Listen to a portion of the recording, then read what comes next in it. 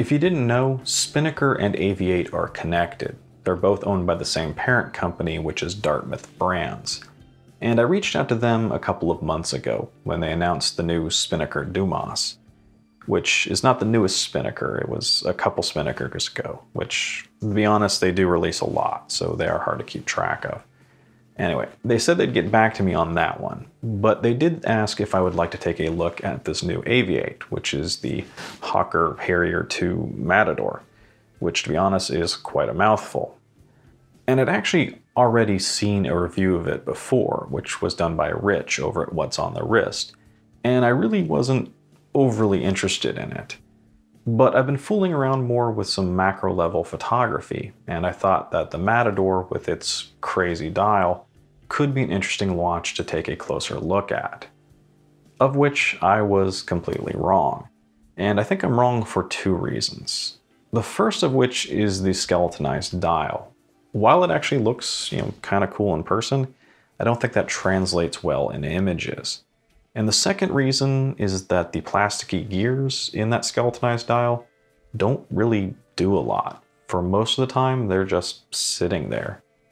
Yet there are a few things that I like about the Matador, and a few things I really don't like about the Matador, which means I think it's still an interesting watch to talk about. So let's jump right in and take a closer look. As usual, let's get the specs out of the way first.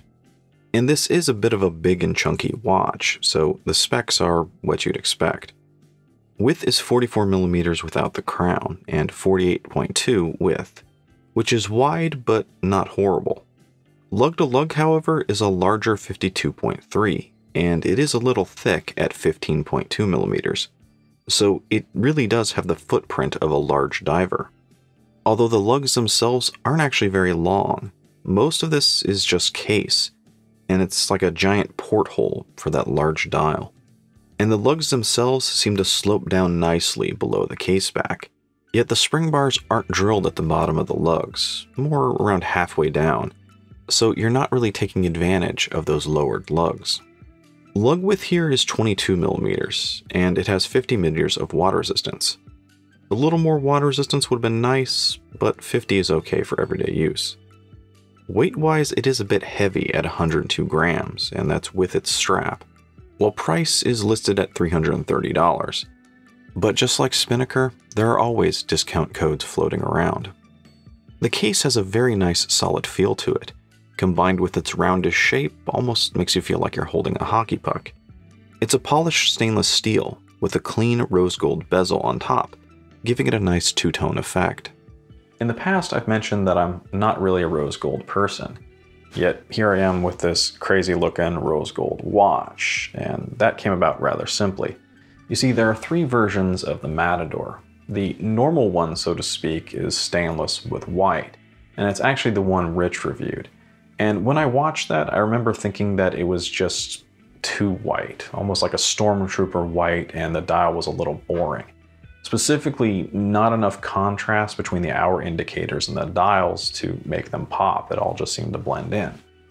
The second version is this black PVD with rose gold, which I think looks really cool, but I'm not the biggest fan of black PVD on watches, which by default leaves this one. Plus, on a watch that's already this crazy looking, I didn't think there was any room for half measures. I figured just jump off the deep end with it. To the right, you have the usual Chrono pushers, and I really like these. Not just in appearance, but feel. They have a nice solid response and click to them every time you engage them. And the crown is signed with the typical AV-8 bullseye, and I really love the two-tone effect on both the crown and the top pusher. Yet the bottom pusher doesn't follow that, so in some ways it just looks off and a little odd. Turning the watch over, you can see the case back, which is by far my favorite part of this watch. It's a very cool, deeply engraved engine turbine look. Yet as much as I like how this looks and feels, there are two problems here. First is that the watch is already tall, and it's extra tall because of that engraving. So they really could have made it a little thinner by not having this feature.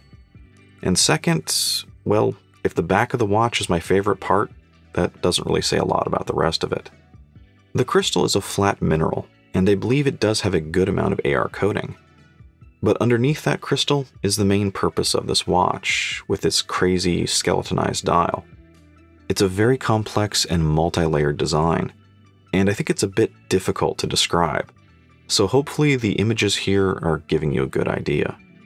The main thing to focus on here is the hour indicators, which just seem to hang out over an open chasm. And you do have 3 subdials, which minutes elapsed for the chrono to the left, a sub-second dial for time at the 6, and a fraction of a second wheel at the 3. And that wheel is one of the special features of this watch, and I think they advertised it heavily. Instead of a hand, it features a wheel that spins right round rather quickly. While the effect is interesting, and honestly kinda cool to watch for a little bit, it does get old quick.